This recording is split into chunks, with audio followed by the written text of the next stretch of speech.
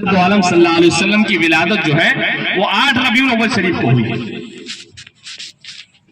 یہ what's app پر چل رہا ہے آج کل. چلو ٹھیک ہے، ہم مان لیتے ہیں کہ آپ کی ولادت کی تاریخ 8 ہے، لیکن ہم نے تو عجب منظر دیکھا ہے. نہ تم 8 تاریخ کو خوشی مناتے، نہ 7 تاریخ کو خوشی مناتے، بلکہ جب خوشی منانے کا ٹائم ہوتا تو جو مسجدوں میں کی لائٹ ہے وہ بھی بند کر دیتے ہیں. یہ کون سا تمہارا جو ہے دھوکہ اور فراڈ ہے کہ ایک طرف تو یہ کہہ رہے ہو کہ مولانا احمد رضا خان نے لکھا ہے کہ 8 کو مناؤ، تو ٹھیک ہے 8 کو منا لو تم، لیکن تم نہ 8 کو مناتے، نہ 7 کو مناتے، نہ 9 کو مناتے، بلکہ جو مسجدوں میں لائٹ ہے وہ بھی بند کر دیتے. تو پتہ یہ چلتا ہے کہ تمہارے اندر محبت رسول نہیں ہے بلکہ بغض رسول ہے کہ نہیں؟ اگر میری بات غلط ہو تو تھوڑا نظریں اٹھا کر کے دیکھ لینا مسجدوں کے لائٹ بند ہوتے کہ نہیں ہے. اب بہت سارے معاملات ایسے ہیں. اب ایک پھر دوسرا فتنہ اٹھا. دوسرا فتنہ کون سا اٹھا؟ سرکار کے زمانے میں 63 مرتبہ عید میلاد النبی آئی، کسی نے منایا نہیں. حضرت ابو بکر کے دور خلافت میں 3 مرتبہ عید میلاد آیا، کسی نے منایا نہیں. حضرت عمر فاروق کے زمانے میں 2 مرتبہ آیا، حضرت عثمان غنی کے زمانے میں 4 مرتبہ آیا، حضرت علی کے زمانے میں 2 مرتبہ آیا، کبھی منائے؟ یہ سوالات کرتے ہیں، ہوتے ہیں کہ کرے نہیں کیا. جو واٹس ایپ اور فیس بک کی دنیا میں ہے، ملٹی میڈیا کی دنیا میں، ان کو یہ ساری باتیں معلوم ہے اور پرچیاں بھی بانٹتے ہیں کہ کہاں لکھا ہوا ہے حدیث میں اور کہاں لکھا ہوا ہے صحابہ نے منایا، اس نے منایا، اس نے منایا. تو میرے بھائی تم مت مناؤ نا، ہم تو منانے والے ہیں. ہمارے دم میں دم جب تک کا ذکر ان کا سناتے جائے. حق ہے، حق ہے. تو میں آپ کو بتا دوں ان کے پہلے سوال کا میں جواب دیتا ہوں. حضرت ابو بکر صدیق کے زمانے میں 3 مرتبہ جو ہے ربیع الاول شریف آیا، دور خلافت میں، زمانے میں نہیں، ان کے دور خلافت میں. حضرت ابو بکر صدیق فرماتے ہیں کہ جو رسول اعظم صلی اللہ تعالی علیہ وسلم کی میلاد کی خوشی میں 1 درہم خرچ کرے گا، یعنی آج کے زمانے کے اندر چند پیسے ہوتے ہو اس دور کے حساب سے، حضرت ابو بکر صدیق فرماتے ہیں کہ جو میلاد النبی پر 1 درہم خرچہ کرے گا وہ جنت میں میرا دوست ہوگا. یہ ابو بکر صدیق کی زبان ہے، سن لو ذرا. پھر فرماتے ہیں سیدنا عمر فاروق اعظم کیا فرماتے ہیں کہ جس نے نبی پاک صلی اللہ تعالی علیہ وسلم کی میلاد کی خوشی منائی وہ ایسا شخص ہے کہ جس نے جنگ بدر و حنین کے برابر جنگوں میں حصہ لیا. یہ کس کی زبان ہے؟ حضرت سیدنا عمر فاروق اعظم رضی اللہ تعالی عنہ کی. پھر حضرت عثمان غنی کیا فرماتے ہیں کہ جو نبی کی میلاد پر خرچ کرے گا، جو میلاد پر نبی کی پیسہ خرچ کرے گا وہ شخص ایسا ہے جیسے کہ اس نے اسلام کو زندہ کیا. یہ تیسرے خلیفہ حضرت سیدنا عثمان غنی کی زبان ہے. اور آخر میں حضرت علی کیا فرماتے ہیں کہ جو رسول اللہ کی میلاد پر خوشی منائے، خرچ کرے، جب دنیا سے وہ مرے گا تو بے ایمان نہیں جائے گا بلکہ ایمان کے ساتھ. اور سب سے بڑی دنیا میں دولت یہی ہے کہ انسان کا خاتمہ ایمان پر ہو جائے. ہم رسول اللہ صلی اللہ علیہ وسلم کی میلاد پر خوشی مناتے ہیں، الحمدللہ ہمارا جب بھی خاتمہ ہوگا ایمان کے ساتھ دنیا سے جائے انشاءاللہ. بے شک بے شک. اب یہ ایسے سوالات کرتے ہیں تو ایسے سوالات کرنے والوں کے چکر میں مت آنا. کل کہیں ایسا نہ ہو کہ ان کے چکر میں آپ بھی پڑ جاؤ. تو اس سے پہلے اپنے علماء سے جو ہے رابطہ کر لینا. ان کی باتوں پر عمل مت کرنا. یہ دھوکے باز جھوٹے پروپیگنڈا کرتے ہیں، واٹس ایپ پر میسج پھیلاتے. اگر ہمت ہے تو سامنے آ کر کے بتاؤ، پھر دیکھیں گے. ادھر سے تم رہو، ادھر سے ہم رہیں گے. جتنا ہو دیکھ لیں گے. سامنے آ کر مسئلہ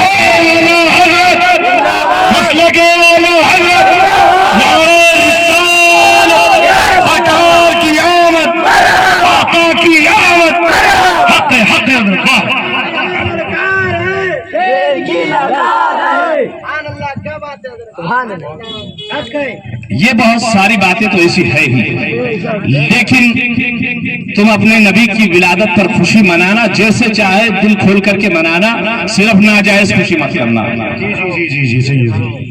جو یہ آوازیں اٹھتی ہے، جو معاملات اٹھتے ہیں، بلکہ آج کل تو بہت ساری ایسی باتیں بھی ہو رہی ہے کہ جگہ جگہ پوسٹر لگ رہے ہیں عید میلاد النبی کے موقع سے کہ وہ نماز پڑھو اور نقاب پہنو، اور یہ بہت ساری جگہ دیکھے ہوں گے آپ نے، کوئی سوسائٹی ہے کوئی لگا رہی ہے، ہمیں اس سے کچھ لینا دینا نہیں، کون ہے وہ لوگ، لیکن بات دراصل ظاہر یہی ہوتی ہے کہ یہ لوگ نہ جانے کیا پیغام دینا چاہتے ہیں امت کو، جگہ جگہ جو ہے اشتہار لگا کے بورڈ لگا کر کہ یہ کیا پیغام دے رہے ہیں امت مصطفیٰ کو۔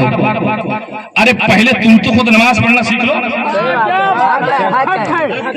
نماز پڑھنا تو سیکھ لو، اس لیے کہ جب تک کہ مصطفیٰ جان رحمت کی محبت میں نماز نہیں پڑھی جائے گی، ساری نمازیں پھینک کر منہ پر مار دی جائے گی۔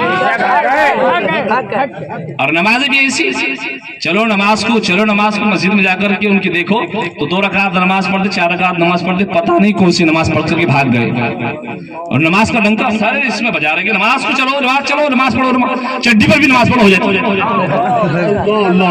آج کل یہ ماحول چل رہا ہے، ان کی نمازوں کو دیکھو، سر پہ جو ہے نا صحیح طریقے سے جو ہے سر میں ٹوپی رکھتے ہیں، نہ صحیح طریقے سے کپڑے، پیجامہ دیکھو تو ایک پیجامہ جا رہا ہے کدھر ادھر، دوسرا پیجامے کو دیکھو تو ادھر تیسری طرف۔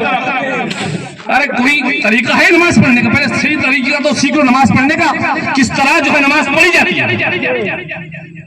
لیکن کیا ہے، امت کو گمراہ کرنا ہے، رسول اللہ کے عاشقوں کو جو ہے ان میں پھوٹ پیدا کرنا ہے۔ خیر کوئی بات نہیں، ہم کو کسی سے کچھ لینا دینا نہیں، ہم اس کے مصطفیٰ والے ہیں، جب تک جو ہے ہم زندہ رہیں گے نبی کی ہر سنت پر انشاءاللہ عمل کرتے رہیں گے، انشاءاللہ اسلام کے اصول کرتے رہیں گے۔ ہماری نمازوں کو الحمدللہ اگر دیکھنا ہو تو ہماری مسجدوں میں آ کر کے دیکھ لینا کہ ہماری نمازیں جو ہے نفل کے ساتھ بھی نہیں چھوٹتی۔ تو یہ باتیں اس موقع سے ہوتی ہے تو میں نے عرض کر دیا۔ ایک تھوڑی سی اور بات سن لو، آپ سنی ہے نا؟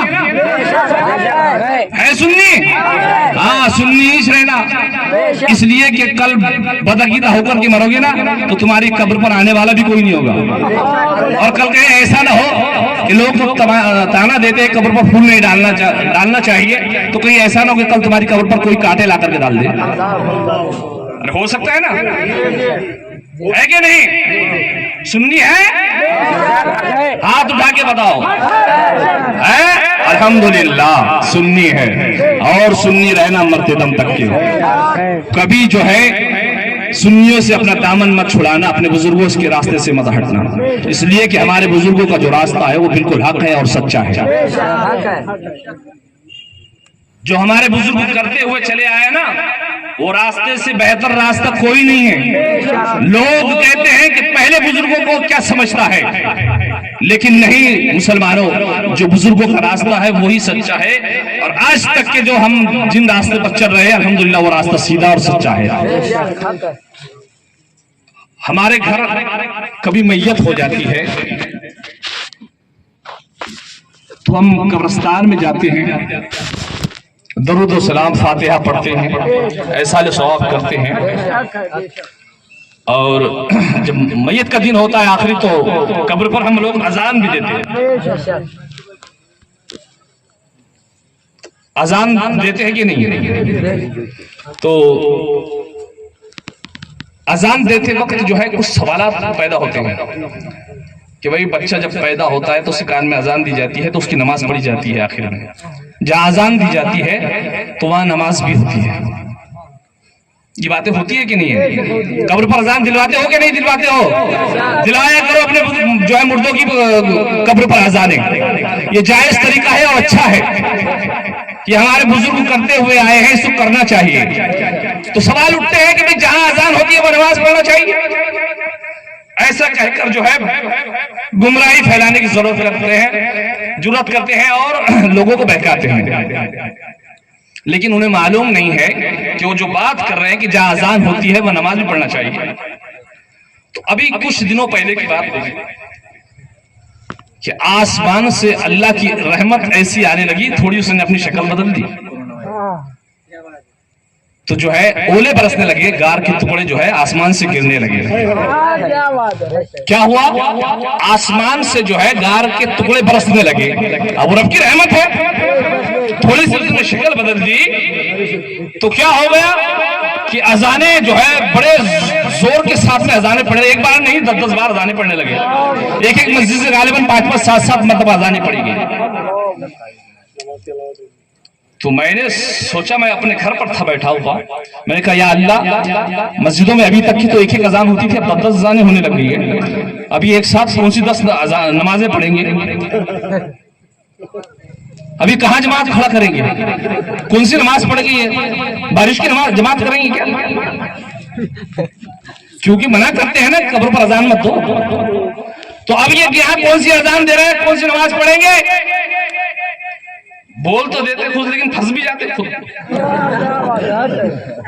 تو بات دراصل بتانے کی ہے میرے دوستوں اور عزیزوں کہ قبروں پر جو ہم اذان دیتے ہیں وہ اذان دینا جو ہے بالکل جائز اور درست ہے، اور دلوایا کرو اس لیے جب بھی اذان دی جاتی ہے وہاں سے بلائیں مصیبتیں اور دور ہو جاتی ہے۔ اللہ کے اذان ہر جایا کرتے ہیں، اور قبر کی پہلی منزل، قبر جو ہے آخرت کی پہلی منزل ہے، اور اسی منزل سے سارا آخرت کا معاملہ ہے۔ جب اس منزل پر جو ہے آسانی اگر ہو جائے گی تو ساری منزلیں جو ہے وہ آسان ہو جائے گی، جتنی مصیبتیں ہیں وہ ساری کی ساری ٹل جائے گی۔ اس لیے کہ جب مردہ قبر میں داخل ہوتا ہے تو اس پر جو ہے سارے معاملات آتے ہیں سوال و جواب کے، تو وہاں شیطان بھی آ کر کے بہکاتا ہے، اور ہم اذان اس لیے وہاں پڑھتے ہیں کہ جب شیطان آتا ہے قبر میں بہکانے کے لیے تو اذان کی برکت سے وہ دور بھاگ جاتا ہے۔ اس لیے کہ اذان پڑھنے سے بارش کا طوفان ٹل جاتا ہے، اذان پڑھنے سے جلتی ہوئی آگ بجھ جاتی ہے۔ تو یہ رب کا کرم ہے کہ اذان کی برکت سے آفتیں اور مصیبتیں ٹلتی ہے۔ لیکن نہ جانے ان لوگوں کو کیا ہو گیا ہے کہ ایک طرف تو کام کرتے ہیں لیکن دوسری طرف منع بھی کرتے ہیں۔ لہذا اپنے بزرگوں کے راستے پر قائم رہو اور اسی پر جو ہے چلنے کی کوشش کرو۔ اللہ تبارک و تعالی ہمیں سننے سے زیادہ عمل کرنے کی توفیق عطا فرمائے۔ وقت کم ہے، انشاءاللہ کبھی وقت ملا تو پھر اور گفتگو ہوگی۔ وما علینا الا البلاغ وآخر دعوانا سبحان اللہ سبحان اللہ سبحان اللہ سبحان اللہ۔ اللہ تعالیٰ سید صاحب کو شاد رکھے، آباد رکھے، اور حضرت کا سایہ ہم سبھی کے سروں پر تا دیر قائم و دائم فرمائے۔ اندھیری رات